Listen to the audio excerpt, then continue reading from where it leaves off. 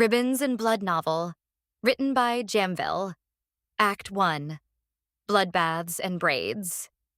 Chapter 1, The Snapped Ribbon Tie. The air in Cainta was heavy with the grease of roasted pig and the sickly sweet scent of cheap birthday cake.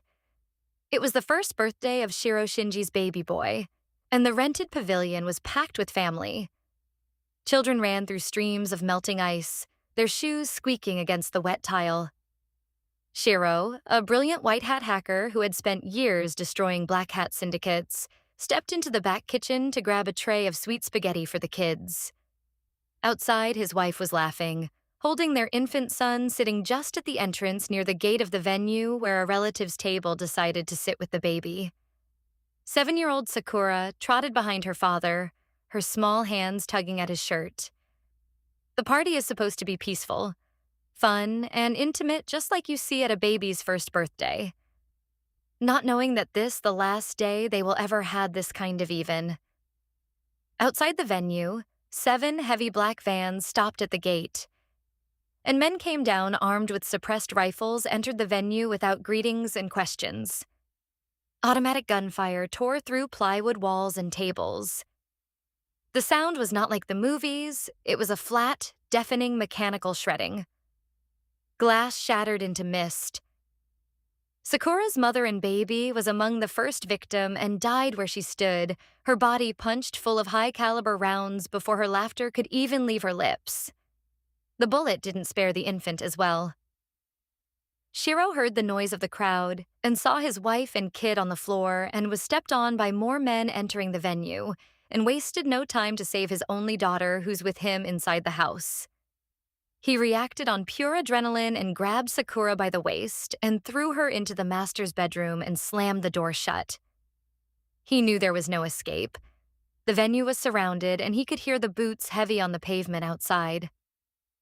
From his pocket, Shiro pulled a blister pack of heavy antidepressant and paralytic nerve medication, drugs he kept for his own severe insomnia.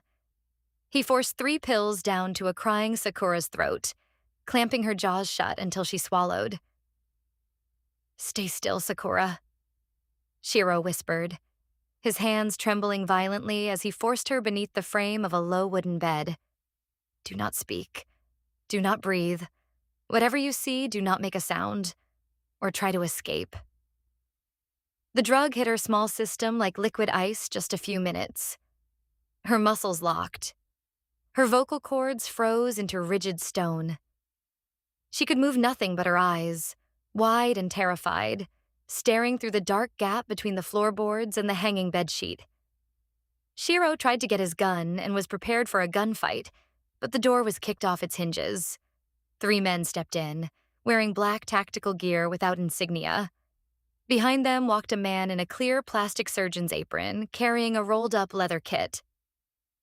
When Shiro was about to take a shot, one of the guys tackled him, making him fall to the ground with overwhelming force that knocked him down and made him lose grip of the gun on his hand. Shiro, looking at her daughter beneath the bed, said, "Sorry." And Sakura saw it but couldn't do anything but cry through her eyes. The men heard him, but it's the man in a surgeon suit says, "You shouldn't dig what you shouldn't dig, Shiro." They did not shoot him. The surgeon stepped forward, unrolling his kit to reveal scalpels, arterial clamps, and heavy bone saws. They pinned Shiro face up on the floor, right in front of the bed. Sakura watched through the narrow slit under the frame as the surgeon worked with horrific, methodical precision. Shiro's screams were choked off after saying sorry to Sakura under the bed, leaving only a wet, gurgling wheeze. The surgeon cut into him piece by piece, severing tendons, peeling back skin, and sawing through joints while Shiro's body twitched in shock. The floor turned into a shallow lake of dark blood that crept under the bed, soaking into Sakura's dress. When the head was finally severed, the men carried it out to the balcony, hammering it onto a steel pole for the entire neighborhood to see. Before the surgeon turned to leave, he reached down to wipe his bloody scalpel on Shiro's pants. His tactical sleeve pulled back, revealing his bare forearm. Tattooed on his skin was a jagged triangular emblem featuring a deep blood-red eye and left with Shiro's laptop. Sakura lay motionless in her father's cooling blood, her mind burning those faces that killed her father and that crimson eye into her memory forever. Ribbon representation. A ribbon-wrapped hair tie holds fine under normal pressure, but pull it hard enough and it doesn't loosen. It snaps clean, instantly, with no warning fray first. That's Sakura's birthday party.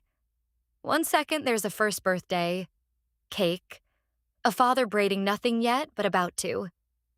The next, the tie that held her whole world together, mother, baby brother, father, is severed in the space of a single scene, not slowly, not with tension building, just gone.